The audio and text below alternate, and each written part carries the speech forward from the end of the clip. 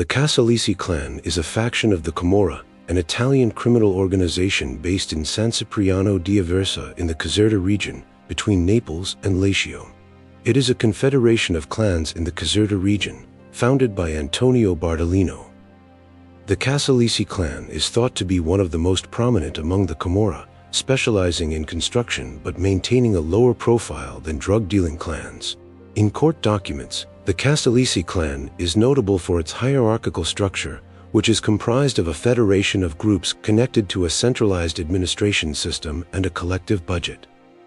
Its founder, Antonio Bardolino, was a first-generation Camorra leader who was a victor in the Camorra battle against Cutolo. He began to prosper by smuggling cocaine from South America and reinvesting his criminal earnings in the legitimate economy. He created a business-oriented Camorra model, helping him to reinvest laundered money and operate in complicated business systems, constructing huge and diverse external support networks, particularly in economic sectors connected to land use, construction, public procurement, and trash management. However, social and historical research on the Casalesi clan has consistently depicted it as a business-oriented mafia. Naples saw a large urban growth towards the hinterland during the beginning of the 1970s, resulting in the proliferation of shapeless and haphazard urban neighborhoods. The local governing elite's weakness resulted in extensive illicit construction projects and an underground economy. In this context, the Casalesi clan's first chance to invest its collected money was in the private and public building industries. They leveraged their capillary infiltration into the public sector to solidify their modus operandi as a legitimate business. Clan members, usually at the top of the hierarchy, invested capital acquired through extortion and illicit activities in legal construction firms. The Federation's main families built significant legitimate enterprises in the region during this period, and they increased their efforts to dominate the public tender process.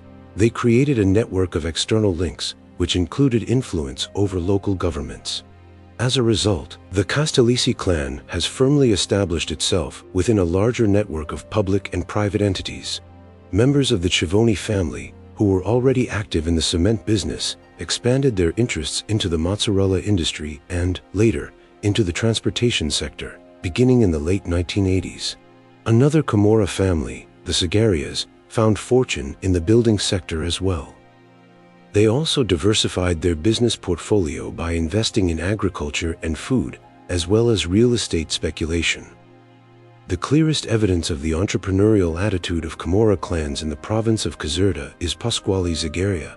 Pasquale owned Edelmotor, which had a compact management structure with a strong business orientation, as in the case of the Casalesi clan, or Noveletta, Alfieri, and Galasso. The second, which is deeply rooted in Naples districts and boroughs, appears to be less capable of controlling the economic and institutional context, as in the case of the Casalesi clan, or Noveletta, Alfieri, and Galasso. It is one of the two most powerful clans in the diarchy, which is now dominated by the Casalesi clan.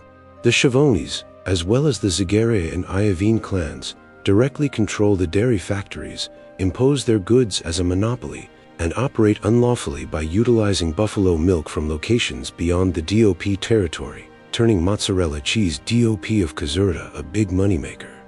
The Civonis were able to control the majority of wheel transport to and from central and southern Italian vegetable markets by owning the firm La Paganese. He was effective in spreading the way Camorra clans controlled the legal and clandestine markets into other Italian provinces and into other market sectors, thanks to post-earthquake tenders. But what really grew in strength during the Casalesi's infiltration into the public tenders process was its network of connections, which began with its control over local governments and progressed to managing all segments of society in a single criminal scheme. So much so that it is possible to say that the Casalesi clan's true strength lies in the network of collusion and complicity that they have managed to build up over the years. From this vantage point, the Casalesi family is deeply embedded into a larger network of public and private players. The waste disposal industry may appear insignificant in contrast to these extensive, unregulated, and illegal construction projects, but it is the most recent manifestation of a criminal economic control model that profits by exploiting local territory and taking advantage of public institutions that manage local land planning decisions. Garbage management provides an ideal setting for criminal activities due to unclear rules between the public and private sectors, with clan firms operating in both legal and illicit markets, and the state, which is frequently subject to Camorra pressure and control. Local trash management has been shared by Camorra clans and local politicians and administrations in places between Naples and Caserta. For example, they have jointly agreed on the future of waste disposal facilities, land use planning, and even urban and rural development. The institutional and normative framework of the public construction sector. It is important to examine the two primary sources of post-war state funding, the Cassa del Mezzogiorno and the Post-Earthquake Rebuilding Fund. Following the first phase, 1950 to 1957, oriented at infrastructure development, the Cassa was reorganized top-down. 1958 to 1992 local councils obtained more authority in urban planning and management.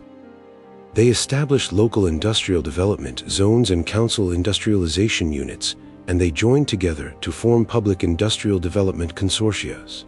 The consortium's goals included the construction of public infrastructure, the planning of new urban projects, the provision of land, and the backing of market initiatives. These new governmental consortia permitted private firms to participate. Companies linked to the Castellucci family were able to join the cement industry through these consortia. This is when Antonio Bardolino, the Castellucci clan's founder, emerged on the scene and developed the entrepreneurial mafia, pushing the formation of consortiums for the supply of sand, concrete, and construction materials. Later, these consortiums fell under the hands of organized crime, which gained total control of the construction industry in the Caserta area. He created CEDIC Consortium, a concrete manufacturing firm, in 1983. Bardolino gained a monopoly in the manufacture of building materials in the entire province of Caserta with this partnership. The consortium's firms, which paid large admission fees, were aided in securing bids and functioning in complete peace. By the end of the 1980s, the Castellucci firms had influenced public bids owing to their direct ties with local councils, according to the Spartacus sentence. All bids over 100 million lire were to be legally ascribed to firms that would then subcontract to the Castellucci clans. In other words, public works projects were assigned to major national industrial conglomerates, which were subsequently split into smaller lots and subcontracted to Castellucci-affiliated firms. In 1990, the CEDIC Consortium included approximately all of Caserta's cement manufacturing businesses. This resulted in a monopoly, which resulted in a massive price increase.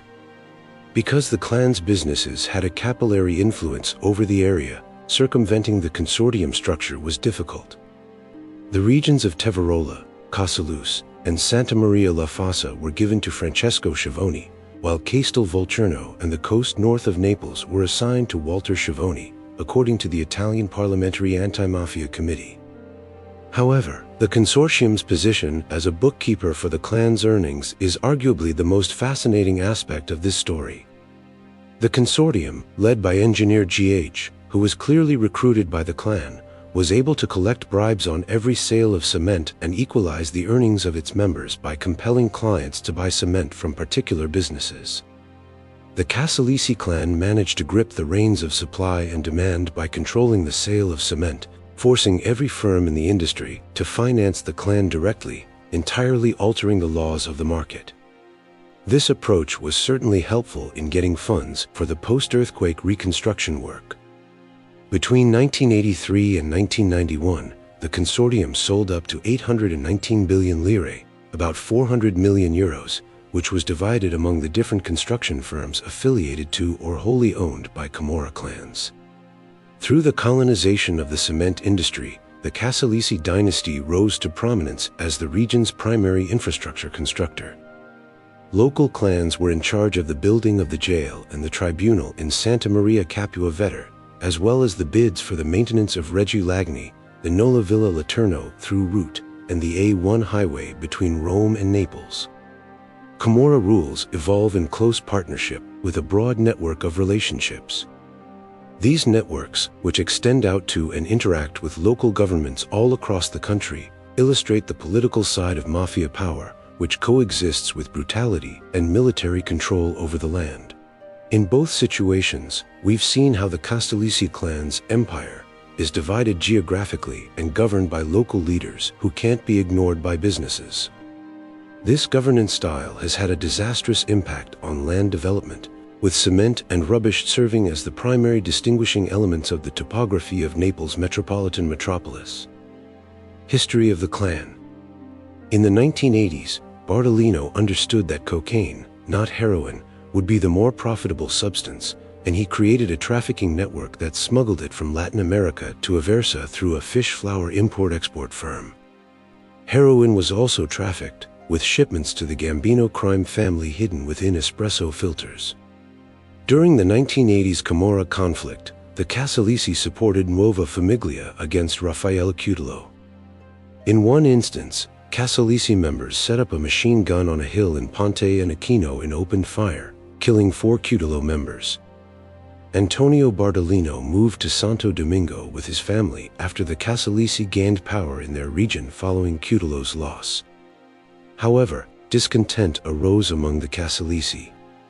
Francesco Schiavone and Francesco Bidignetti oversaw the clan's combat operations, and they considered Bartolino's right-hand man Mario Iovine was too close to Bartolino, but did not approve of their ambitions for autonomy.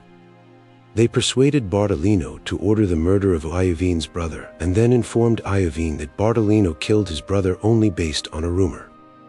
In revenge, Iovine killed Bartolino in his Brazilian house in 1988, meeting him under the pretense of discussing their cocaine business. Following it, several persons loyal to Bartolino were assassinated. Francesco Schiavone took over as leader.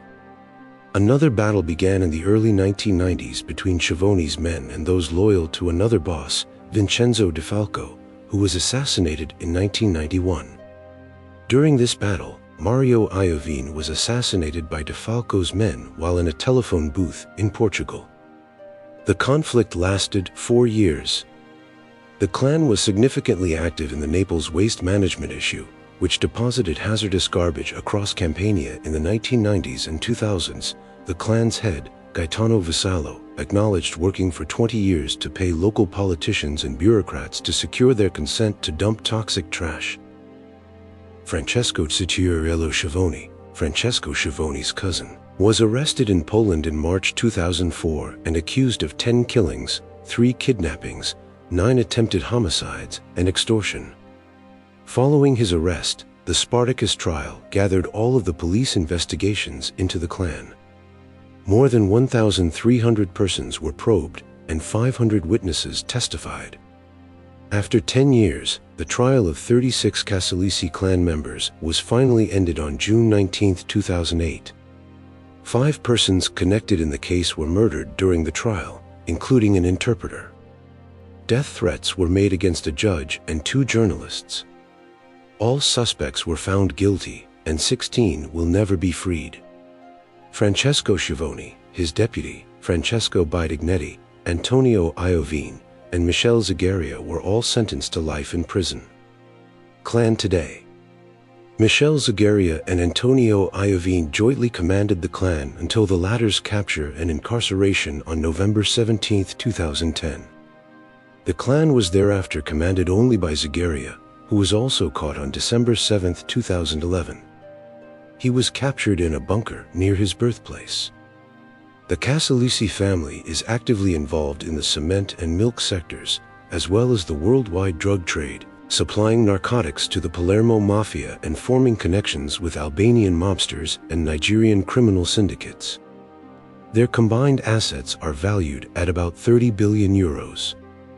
6 African immigrants were shot dead in Castelvolturno on September 18, 2008, in what is thought to be a feud between the Castellisi and immigrant drug gangs. The next day, there was a riot, and the Italian government dispatched 500 troops to the region to cope with the Camorra violence.